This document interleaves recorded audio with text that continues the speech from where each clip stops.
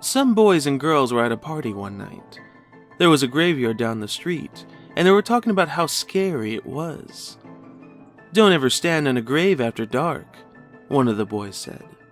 "The person inside will grab you. He'll pull you under." "That's not true," one of the girls said. "It's just a superstition." "I'll give you $1 if you stand on a grave," said the boy. "A grave doesn't scare me," said the girl. "I'll do it right now." The boy handed her his knife. "Stick this knife in one of the graves," he said. "Then we'll know you were there." The graveyard was filled with shadows and was as quiet as death.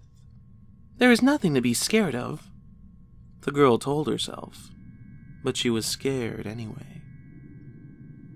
She picked out a grave and stood on it, then quickly bent over and plunged the knife into the soil, and she started to leave. But she couldn't get away. Something was holding her back. She tried a second time to leave, but she couldn't move. She was filled with terror. "Something has got me!" she screamed, and she fell to the ground. When she didn't come back, the others went to look for her. They found her body sprawled across the grave. Without realizing it, she had plunged the knife through her skirt and then pinned it to the ground. It was only the knife that held her. She had died of fright.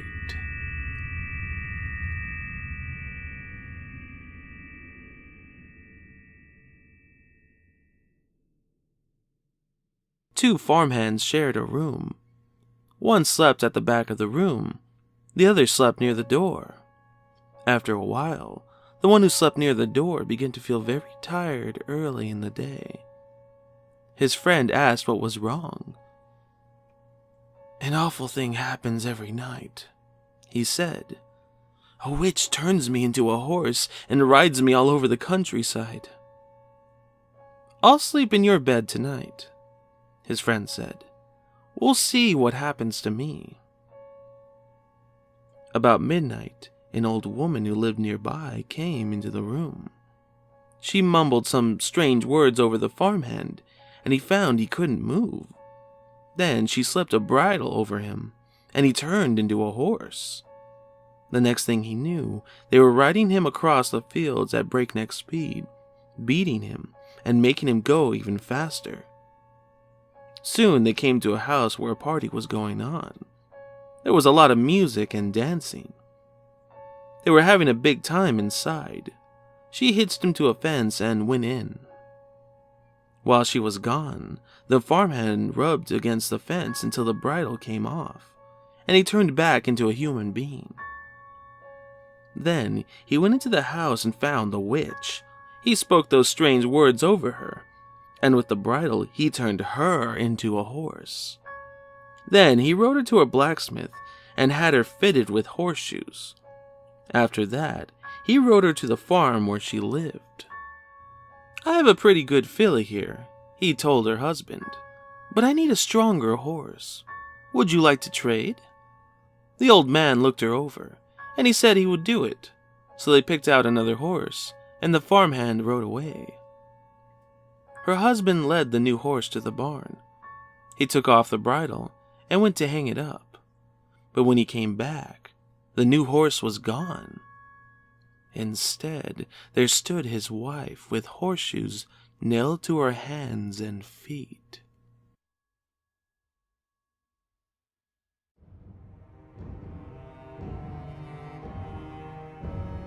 A young woman in town married a man from another part of the country. He was a nice fellow, and they got along pretty well together. There was only one problem. Every night he'd go swimming in the river.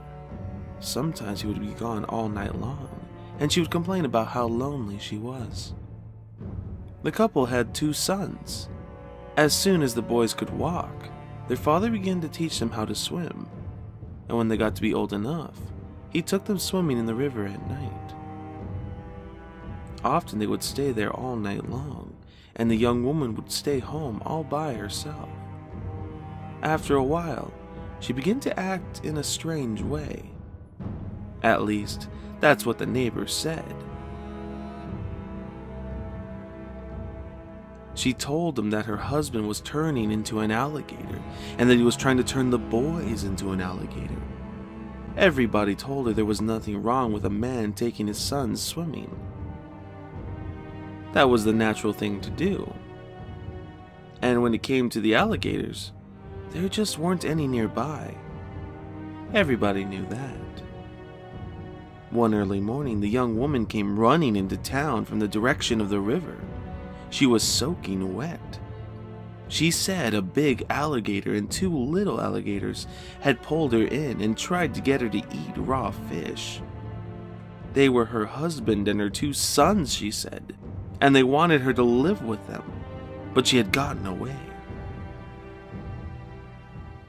Her doctor decided she had lost her mind, and he had put her in the hospital for a while. After that, nobody saw her husband and boys again. They just disappeared. But now and then, a fisherman would tell about seeing alligators in the river at night. Usually it was 1 big alligator and 2 small ones. But people said they were just making it up. Everybody knows there aren't any alligators around here.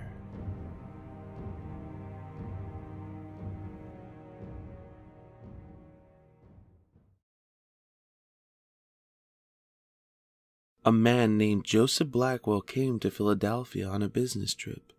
He stayed with friends in the big house they owned outside the city. That night, he had a good time visiting. But when Blackwell went to bed, he tossed and turned and couldn't sleep.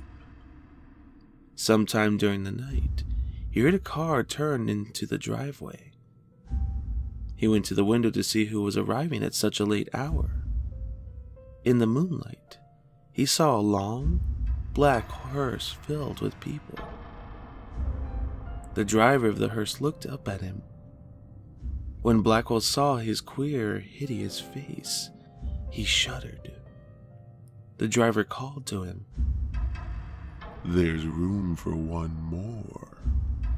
Then he waited for a minute or 2, and he drove off. In the morning, Blackwell told his friends what had happened. "You were dreaming," they said. "I must have been," he said. But it didn't seem like a dream. After breakfast, he went to Philadelphia. He spent the day high above the city in one of those new office buildings. Late in the afternoon, he was waiting for an elevator to take him down to the street. But when he arrived, it was very crowded. One of the passengers looked out and called to him. "There's room for 1 more," he said. It was the driver of the hearse. "No thanks," said Blackwell. "I'll get the next one." The doors closed, and the elevator started down. There was a shrieking and screaming, then the sound of a crash. The elevator had fallen to the bottom of the shaft. Everyone aboard was killed.